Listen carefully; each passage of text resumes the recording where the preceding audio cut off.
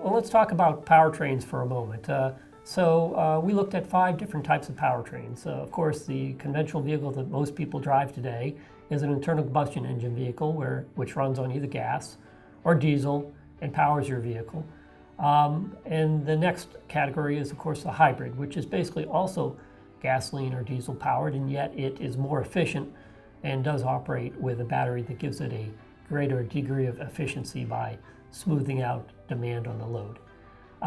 The third category is what we refer to as a plug-in hybrid, which is basically a hybrid vehicle which can also run on electricity, meaning depending on how big the battery is and how far you've driven, you can be running on the battery power and or on the gasoline power in the engine.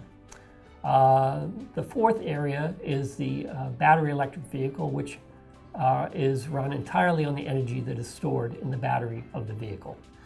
The fifth category is what we refer to as a fuel cell vehicle, which today generally means it is running on a hydrogen fuel. And the hydrogen fuel is converted into energy by basically a reaction with oxygen in a fuel cell. It's a very high efficiency engine type with an efficiency of about 68%. And the only thing coming out of the tailpipe in that type of vehicle is water vapor. So these different types of powertrains have very important implications in terms of both energy consumption and emissions. The unique thing about the battery and the electric vehicles, they have no air pollution coming out of the tailpipe.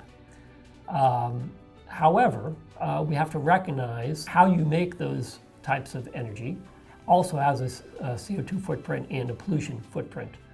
And so our analysis examined not only the tailpipe emissions, but also the upstream emissions associated with making those energy carriers, as well as the energy and emissions associated with manufacturing that vehicle or that battery. So it's very important to recognize that the needs of different types of vehicles are very different depending on their weight and range requirements. So what we see is that for vehicles, light-duty vehicles that are used for passengers going fairly short distances, electrification is a fairly straightforward and economic approach to solving that need.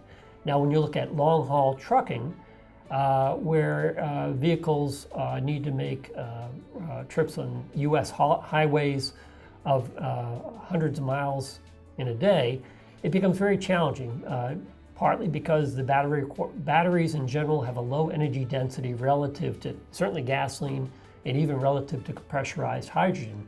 And therefore, the size of the battery required to do a long-haul truck is very large, very heavy, and you have to recognize that the recharging time for a vehicle like that would be enormous. And we have to recognize that trucks need to be on the road a substantial portion of the time in order for that vehicle to be a profitable investment. Therefore, there are many other alternatives being explored for how do we provide trucks with the economic and yet carbon efficient way of delivering goods. And that's one of the reasons why hydrogen is one of the candidates for long-haul trucking. It does have the opportunity for deep decarbonization, and yet it has a higher energy density that can support longer trips as well as fast refueling of those vehicles.